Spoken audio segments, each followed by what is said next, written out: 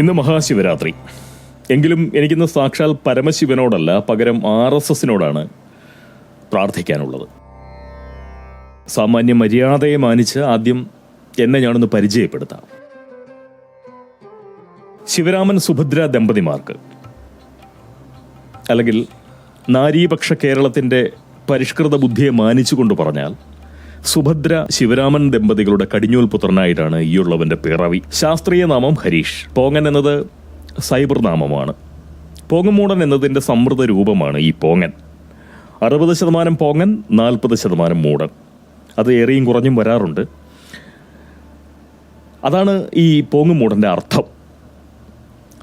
ഭാരതീയതയെ മതമായും കേരളീയതയെ ജാതിയായും ജനിച്ചപ്പോൾ അരമണ്ഡലത്തിൽ പ്രതിഷ്ഠിക്കപ്പെട്ട പുല്ലിംഗത്തെ ഉപജാതിയായും മനസ്സിലാക്കിക്കൊണ്ടാണ് ജീവിതം നയിച്ചുകൊണ്ടിരിക്കുന്നത്. ഇനി അങ്ങോട്ട് നയിക്കുന്നതും അങ്ങനെ ആയിരിക്കും. അതിനും അപ്പുറത്തേക്ക് സമൂഹം നിശ്ചയിച്ചിരിക്കുന്ന ഒരു മതത്തിലും ജാതിയിലും പോങ്ങനെ വിശ്വാസമില്ല. കൗമാരം മുതൽ യൗവനത്തിന്റെ പാതി വരെ ഈയുള്ളവൻ ഒരു ജൈവ വിഡ്ഢിയായിരുന്നു, അതായത് തികഞ്ഞ പ്രബുദ്ധൻ. അതുകൊണ്ട് തന്നെ കമ്മ്യൂണിസ്റ്റുകാരനായി ജീവിതം നയിച്ചു. ദിവസവും 1 വീതം 3 നേരം വലതുകരം ചുരുട്ടി ആകാശത്തിരട്ടിങ്ങനെ കുത്തുമായിരുന്നു. ഇൻഗുലാബ് സിന്ദാബാദ് എന്ന വിളിയോടെയാണ് നിത്യവുമുള്ള ആകാശമർദ്ദനം. ഇന്നും ആകാശത്തിന്റെ പള്ളക്കിടിച്ച് കാലം കഴിച്ചതിന്റെ തഴമ്പ് എൻ്റെ ഈ മുഷ്ടിയിലുണ്ട്. ഒരു ശുദ്ധ കമ്മ്യൂണിസ്റ്റ് എന്ന നിലയിൽ ഏതൊരു സഹകമ്മിയെയും പോലെ കണ്ടമാനമളവിൽ മതേതരനായി നടിക്കേണ്ടതായിട്ടുള്ള ചുമതല എനിക്കുമുണ്ടായിരുന്നു. അക്കാലത്ത് വലിയൊരു സാമൂഹ്യ പ്രവർത്തകനായിട്ടായിരുന്നു പോങ്ങൻ ജീവിതം കഴിച്ചിരുന്നത്.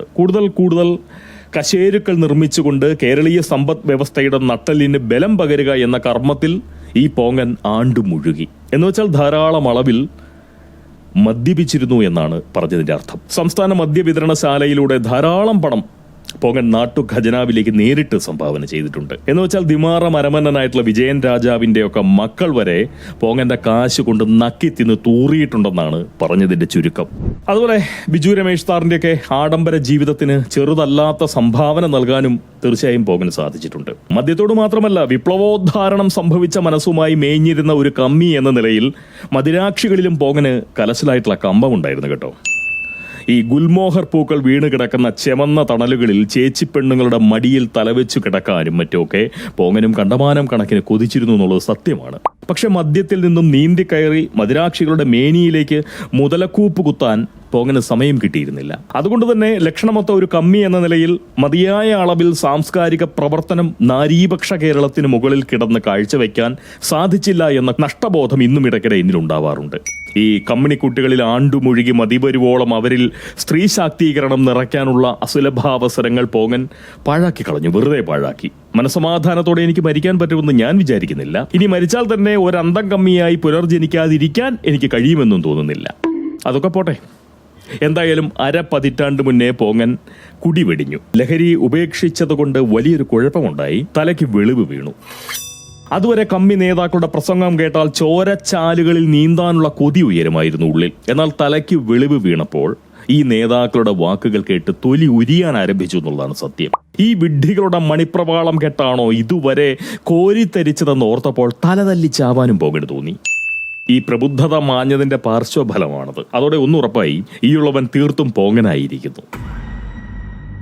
നമ്മുടെ ഗൗതമന് ബോധോദയമുണ്ടായപ്പോൾ അദ്ദേഹം ബുദ്ധനായതുപോലെ, ശ്രീബുദ്ധനായതുപോലെ ഈ ഹരീഷിന് ബോധാസ്തമയം സംഭവിച്ചപ്പോൾ പോങ്ങനായി, മുത്തുപോങ്ങനായി. എന്നുവെച്ചാൽ ബുദ്ധനും പോങ്ങനും ഒരു നാണയത്തിന്റെ 2 വശങ്ങളാണെന്നാണ് ഈ മുത്തുപോങ്ങൻ അവകാശപ്പെടുന്നത്. കൂടുതൽ എന്തെങ്കിലും പറഞ്ഞാൽ ആത്മപ്രശംസയായി പോകും. ഇപ്പോഴേ ആയി കഴിഞ്ഞു. ഒരു സുഡാപ്പിക്ക് 72 ഹൂറുകളെയും കൂടി ഒന്നിച്ച് കിട്ടിയാൽ എത്രത്തോളം സന്തോഷമുണ്ടാവുമോ അതിന്റെ 72 ശതലക്ഷം കോടി മടങ്ങ് സന്തോഷമെങ്കിലും തീർച്ചയായിട്ടും ഈ പോങ്ങന് സ്വയം പുകഴ്ത്തൽ വഴി ലഭിക്കും. ഏറ്റവും കുറഞ്ഞ കണക്കാണ് ഈ 72 ശതലക്ഷം കോടി മടങ്ങുന്നത്. അതിലും കൂടും. അതുകൊണ്ട് ഈ സ്വയം പരിചയപ്പെടുത്തൽ ആത്മപ്രശംസയിലേക്ക് കൂടുതലായി കടക്കും മുന്നേ RSSനോട് അല്പസ്വല്പം കാര്യങ്ങൾ ഒരു പ്രാർത്ഥന പോലെ പോങ്ങൻ പറയാം.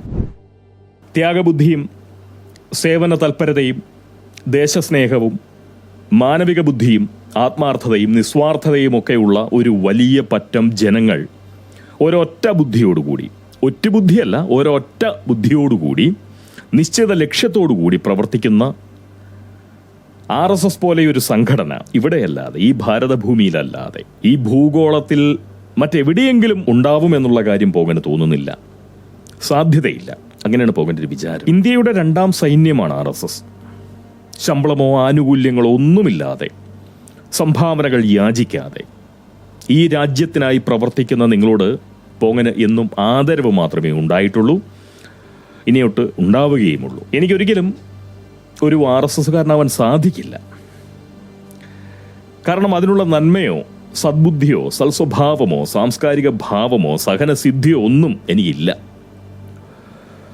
പക്ഷെ ഒരു കാര്യം എനിക്ക് വളരെ നല്ലോണം അറിയാം. ഈ നാട്ടിലെ രാജ്യവിരുദ്ധരും സാമൂഹ്യദ്രോഹികളും തീവ്ര മത മൗലികവാദികളും അരാജക ബുദ്ധരും ഒറ്റുകാരും ചതിയരും അഴിമതിക്കാരും ദുർമാർഗികളുമൊക്കെ ഒറ്റക്കെട്ടായി എതിർക്കുന്നതും വളരെ ശത്രുബുദ്ധിയോടുകൂടി സമീപിക്കുന്നതും RSSനെയാണ്. സ്വാഭാവികമായും എൻ്റെ സാമാന്യ ബോധം എന്നോട് പറയുന്ന ഒരു കാര്യമുണ്ട്. RSS ആണ് ശരി, RSS ആണ് സത്യം, RSSനെയാണ് നമ്പേണ്ടത്. ഹിന്ദുക്കളല്ല നമ്പേണ്ടത്, അല്ലെങ്കിൽ ഹിന്ദുക്കൾ മാത്രമല്ല നമ്പേണ്ടത്. തീവ്ര മത മൗലികവാദ ബുദ്ധിയില്ലാത്ത ഏതു മതസ്ഥർക്കും ആശ്രയമാകുന്നത്, സുരക്ഷയാവുന്നത്, പ്രതീക്ഷയാവുന്നത് RSS ആണ്. ഭാരതത്തിന്റെ രാഷ്ട്ര ശരീരത്തിലെ പ്രതിരോധാണുക്കളാണ് RSSകാർ. ഈ നാട് നശിക്കണമെന്നും ദുർബലപ്പെടണമെന്നും ഇല്ലാതാവണമെന്നും ആഗ്രഹിക്കുന്ന രോഗാണുക്കൾക്ക് തീർച്ചയായും പ്രതിരോധാണുക്കളായിട്ടുള്ള RSS ശത്രുവായേ മതിയാവൂ. അത് പ്രകൃതി നിയമമാണ്. തിന്മ ഒരിക്കലും നന്മ വാഴണമെന്ന് ആഗ്രഹിക്കില്ല. തിന്മ ഒരിക്കലും നന്മയെ പ്രോത്സാഹിപ്പിക്കില്ല. തിന്മ ഒരിക്കലും നന്മയ്ക്ക് വളമാവുകയുമില്ല. RSSനോട് ഈ പോങ്ങന് ചിലത് പറയാനുണ്ട്. ഒരു പ്രാർത്ഥന പോലെ ചിലത്, അങ്ങനെ ചിലത് പറയാനുണ്ട്. ഈ പ്രാർത്ഥനകൾ എപ്പോഴും ഫലിക്കണമെന്നില്ല. എപ്പോഴും നല്ല, മിക്കപ്പോഴും ഫലിക്കാറൊന്നുമില്ല പ്രാർത്ഥനകൾ, അല്ലേ? ഫലിച്ചാലും ഇല്ലെങ്കിലും പ്രാർത്ഥന കൊണ്ട് വിശ്വാസികൾക്ക് ആശ്വാസം ലഭിക്കും, പ്രതീക്ഷ ലഭിക്കും. ആ പ്രതീക്ഷയാണ് വാസ്തവത്തിൽ പ്രാർത്ഥനയുടെ ഫലം. എനിക്ക് ആശ്വാസം വേണ്ട, ഒട്ടും തന്നെ ആശ്വാസം വേണ്ട. എനിക്ക് വേണ്ട ആശ്വാസം ഞാൻ തന്നെ കണ്ടെത്തുന്നുണ്ട്. പക്ഷേ